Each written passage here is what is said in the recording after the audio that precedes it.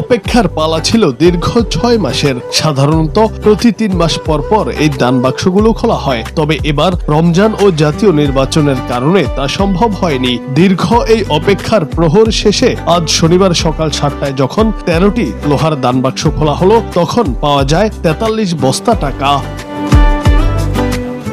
বিপুল পরিমাণ অর্থ উপচে পড়া এই দান বাক্সগুলো মূলত কিশোরগঞ্জ শহরের মধ্য দিয়ে প্রবাহিত নরসুন্দা নদীর তীরে হারুয়া এলাকায় অবস্থিত ঐতিহাসিক পাগলা মসজিদের 43 বস্তা টাকা গণনার এই বিশাল কর্মযজ্ঞে অংশ নিয়েছেন 5 শতাধিক মানুষ। টাকার পাহাড় সামলাতে এবং দ্রুত গণনা শেষ করতে একসঙ্গে কাজ করছেন মসজিদ ব্যবস্থাপনা কমিটির সদস্য, মসজিদ কমপ্লেক্সে অবস্থিত মাদ্রাসা ও এতিমখানার শিক্ষক শিক্ষার্থী, পার্শ্ববর্তী জামিয়া এমদাদিয়া মাদ্রাসার শিক্ষার্থী এবং রূপালী ব্যাংকের কর্মকর্তা কর্মচারীরা।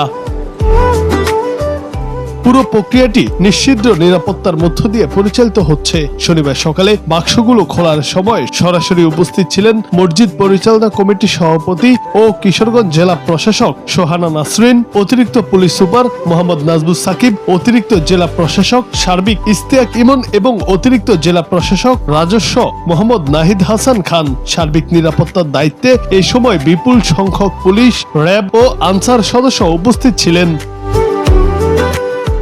এর আগে এই ঐতিহাসিক মসজিদের 13টি দান সিন্দুক 3 মাস 27 দিন পর খোলা হয়েছিল। সেবার টানা 11 ঘন্টা গণনা শেষে নগদ 11,48,48,538 টাকা পাওয়া গিয়েছিল। এবার দীর্ঘ 6 মাস পর দান বাক্স খোলায় এবং টাকার বস্তার সংখ্যা 43টিতে পৌঁছানোয় প্রাপ্ত অর্থের পরিমাণ অতীতে সব রেকর্ড ছাড়িয়ে যাবে বলে ধারণা করা হচ্ছে। জুনায়েদ আহমেদ, বাংলা টিভি।